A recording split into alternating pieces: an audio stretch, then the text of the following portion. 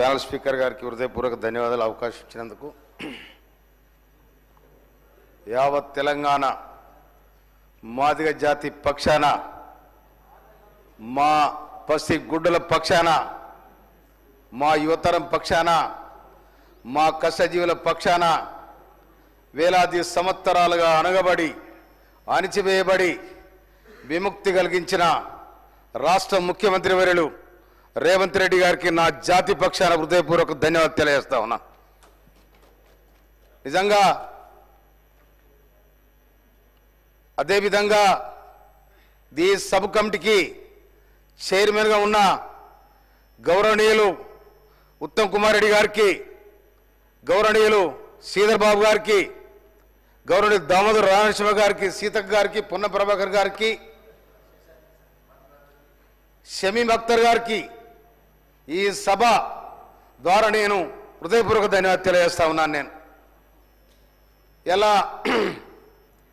30 సంవత్సరాలు పోరాటం కాదు ఇది.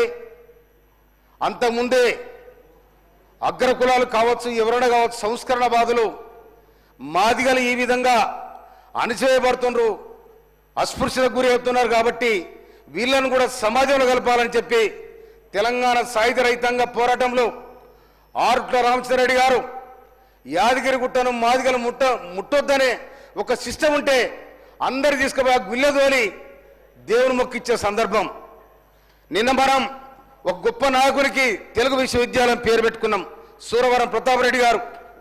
ఆనాడే సూరవరం ప్రతాపరెడ్డి గారు మాదిగలను తీసుకుపోయి ఈనాడున్న రెడ్డి హాస్టల్లో మీటింగ్లు పెట్టి ఆనాడు రాజ్ బహదూర్ వెంకటరామరెడ్డి గారిని వాళ్ళను కలుపుకొని అరుంధతి మహాసభ పెట్టే మహనీయులు ఉన్నారు. కాబట్టి వారికి కూడా ఈ సభ తరపున నేను మా తరపున ధన్యవాదాలు తెలియజేస్తా ఉన్నాను. నేను అదేవిధంగా కాంగ్రెస్ పార్టీ ఏనాడైనా కూడా సామాజిక న్యాయాన్ని ఆలోచింపజేసిందే కాంగ్రెస్ పార్టీ. ఇలా ఆనాడు బాబు జగజీవన్ రామ్ ఈ దేశానికి రక్షణ శాఖ మంత్రిగా, వ్యవసాయ శాఖ మంత్రిగా, ఇందిరాగాంధీ మంత్రివర్గంలో బ్రహ్మాండమైన అవకాశాలు ఇచ్చారు. అదేవిధంగా మొన్న తెలంగాణ ఏర్పడడానికి జగ్జీరావు కూతురు మీరా కుమార్ గారికి అవకాశం ఇచ్చారు. కనుక కాంగ్రెస్ పార్టీ ఇవాళ తెలంగాణలో కానీ ఆంధ్రప్రదేశ్లో కానీ ఎవరికన్నా మాలమాదిగల భూములు ఉన్నాయి, అవకాశం ఉన్నాయి, ఇన్నున్నాయంటే ఒక కాంగ్రెస్ పార్టీ చేసింది తప్ప ఎవరు చేయలేదు. అందుకోసమనే ఇవాళ కాంగ్రెస్ పార్టీ చిరస్థాయిగా 140 సంవత్సరాల కాంగ్రెస్ పార్టీ నిలబడదంటే పేదల పక్షాన నిలబడదు. కాబట్టి కాంగ్రెస్ పార్టీ నిలబడగలిగింది. అందుకోసమనే ఇవాళ మా మాదిగలు, లక్షలాది మంది మాదిగలు ఈ సమాజానికి ఇవాళ ఈ 30 సంవత్సరాలు 40 సంవత్సరాల ఉద్యమం నిలబడదంటే మాదిగలు ఉట్టిని అడుగుతలేరు, ఈ సమాజానికి సేవ చేశారు మాదిగలు. వ్యవసాయ రంగానికి సచ్చిన గొడ్డును తీసి తోలసి దాన్ని ఊని ఇవాళ మోడబొక్కెరకు తొండమైండు, ఇవాళ కాలుకు చెప్పైండు, పెళ్లికి డప్పైండు. కనుక మాదిగ జాతి మహోన్నతమైన ఈ సమాజానికి సేవలను ఇచ్చింది. కాబట్టి ఇవాళ ఇంకో మాట కూడా చెప్తున్నా నేను, ఇవాళ మనమంతా రంగులేసుకుని వచ్చే నెత్తికి. కానీ ఆనాడే ఈ దొరలకు దాతలకు చెప్పులు కుట్టినాడు, ఆ చెప్పులు తోడు తెల్లగుంటే దానికి రాసిన రంగు అది ఈరగాసు. ఇవాళ మనం నెత్తికేసుకుంటున్నాం ఆ ఈరగాసు. ఇంకోటి ఆ తోలు ఊనాలంటే ఆ టెక్నికల్ ఆనాడు మాదిగోరికే తెలుసు తప్ప ఎవరికి తెలియదు. ఇవాళ చెరువు కట్టబోయి తంగడి కట్టే, రేల కట్టే తెచ్చి పనిగూటం పెట్టి ఆ చెక్కను తీసి ఊని మంచిగా తోలు తీసి సమాజానికి అందించిన చరిత్ర కూడా ఉన్నది. అందుకోసమని ఈ మాదిగ జాతి ఎక్కడ కూడా ఇవాళ ఎడ్లకు పట్టెలు కుట్టింది కూడా మాదిగ జాతి. వ్యవసాయ రంగంలో అన్నిట్లో కూడా వ్యవసాయ రంగం అన్ని ఉత్పత్తులలో ఇవాళ గౌన్లకు ముస్తాదు కుట్టింది మాదిగోళ్ళు. యాదవులకు ఇది ఏంటిది తిత్తి పుట్టింది కూడా, గొర్రకాడిపోతే తిత్తి పుట్టింది కూడా మాదిగోళ్ళే. కనుక అన్ని కులాలతో సంబంధాలు ఉన్నాయి ఈ మాదిగలకు. అందుకోసం అణచబడ్డ మాదిగలు, అస్పృశ్యకు గురైన మాదిగలు ఇవాళ 30 సంవత్సరాలు నిలబడగలిగినంటే ఒక్క నిమిషం. కనుక ఇన్ని అసమానతకు గురైన కాబట్టి మా హక్కులు మాకు కావాలి. ఉమ్మడి రిజర్వేషన్ ఏదైతే ఉందో ఆ రిజర్వేషన్ మాది మాకు కావాలి, మీ వాట మీది, మా వాట మాకు కావాలని దాదాపు 30-40 ఏళ్ళుగా కొట్లాడుతూ ఉన్నారు. కానీ ఇలా మన ముఖ్యమంత్రి వర్యులు రేవంత్ రెడ్డి గారు సుప్రీంకోర్టు ఆర్డర్ వచ్చిన వెంటనే ఆగస్టు 1 నాడు మా అందరూ పిలిచి దీనికి తప్పకుండా ఆర్డర్ తీసుకొస్తారని చెప్పిన వారు ఈ మాట మీద కట్టుబడ్డారు.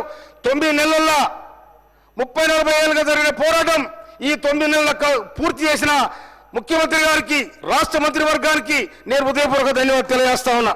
ఎప్పుడైనా ఎప్పటికైనా కాంగ్రెస్ పార్టీకి, ఎందుకంటే మేము కళ్ళారా చూసినాం, ఉద్యమంలో కూడా చూసినాం, ఆ ఉద్యమంలో మాదిగలకు ఏం జరిగిందో కూడా చూసినాం, కానీ ఇక్కడ మాదిగలకు మేము జరుగుతుంది కూడా చూసినాం. అందుకనే మాదిగలు మన జరిగిన ఎన్నికలలో ఏకదాటిగా కాంగ్రెస్ పార్టీ వైపు ఉన్నారు.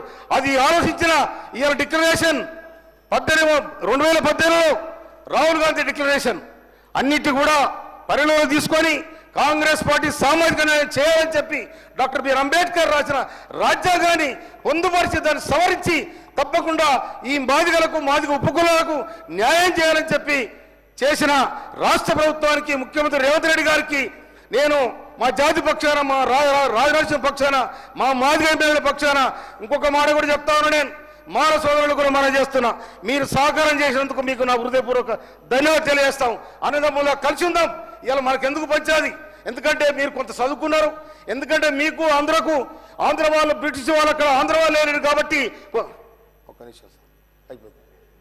కనుక ఇక్కడ మేము నైజాం కింద అణిచివేయబడ్డాం, భూస్వాముల కింద అణిచివేయబడ్డాం, జాగీర్దారుల కింద అణిచివేయబడ్డాం. కానీ అక్కడ ఎవరైతే నైజాం, అక్కడ సర్కార్ వచ్చిందో, ఏది బ్రిటిష్ సర్కార్ వచ్చిందో, ఎవరైతే అడ్డరాని వాళ్ళు వాళ్ళ దగ్గర తీసారు కాబట్టి వాళ్ళు చదువు నేర్చుకున్నారు. కనుక ఇక్కడ మేము వెనకబడిపోయినాం. అందుకోసమనే ఇప్పుడిప్పుడు కాంగ్రెస్ పార్టీ హాస్టల్ పెట్టి రిజర్వేషన్లు ఇచ్చి ఆ మాత్రం అవకాశం కల్పించింది కాబట్టి ఇవాళ మేము అసెంబ్లీలో ఉన్నాం, చదువుకోగలుగుతున్నాం. ఆ రిజర్వేషన్లు ఇచ్చిన వాళ్ళే. అందుకోసమే కాంగ్రెస్ పార్టీ ఎప్పటికైనా కాంగ్రెస్ పార్టీకి మాదిగలు, మాదిగ ఉపకులాలు, మాలలు కూడా తోడురు అని చెప్పి నాకు ఈ అవకాశం ఇచ్చినందుకు మీకు హృదయపూర్వక ధన్యవాదాలు తెలియజేస్తూ, గౌరవ ముఖ్యమంత్రి గారు సభలో ఉన్నారు. మా నియోజకవర్గం తుంగతుర్తి నియోజకవర్గం. ఈ నియోజకవర్గంలో నిన్న రాత్రి ఒక హత్య జరిగింది. దాని మీద సీరియస్గా తీసుకోవాలని చెప్పి స్పీకర్ ద్వారా గౌరవ ముఖ్యమంత్రి గారికి నేను విజ్ఞప్తి చేస్తాను. ధన్యవాదాలు సార్.